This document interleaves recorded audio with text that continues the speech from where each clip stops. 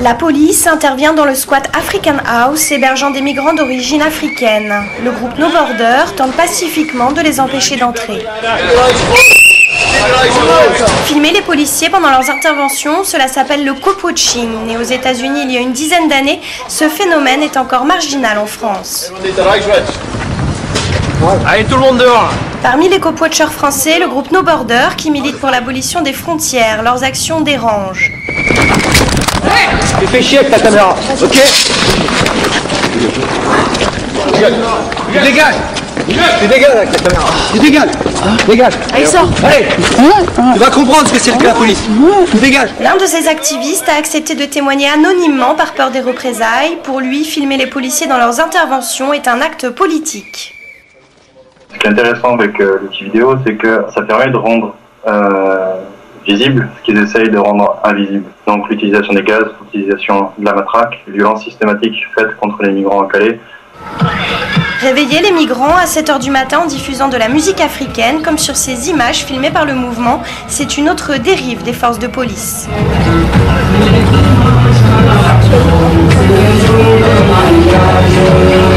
La loi autorise-t-elle de filmer les policiers en intervention? Nous avons posé la question au syndicat UNSA Police. Pourquoi est-ce qu'on n'aurait pas le droit de filmer une action de police? Je m'interroge, a priori je ne vois pas de raison, sauf s'il a été préalablement fait interdiction, parce que c'est une opération dangereuse, sensible, etc. Mais sinon, dans le contexte général, en dehors du droit à la protection de l'image des fonctionnaires de police.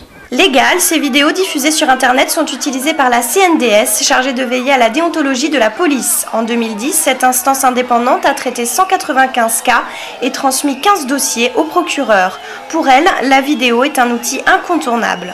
C'est un outil très intéressant, c'est un élément de preuve, mais qui doit être discuté et qui doit être alimenté par d'autres éléments qui permettent de définir concrètement le contexte et pourquoi l'intervention s'est passée de la façon telle qu'on la voit sur l'image. Des visuels parlants, toutefois la CNDS rappelle dans son rapport d'activité 2010 ses difficultés à procéder à de vraies investigations.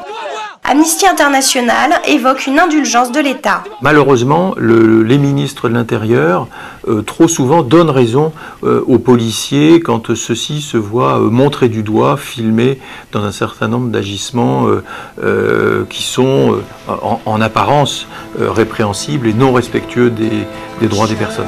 Illustration de la révolution technologique, le co-poaching saura-t-il servir efficacement la démocratie ? Liberté d'expression, liberté d'expression, liberté.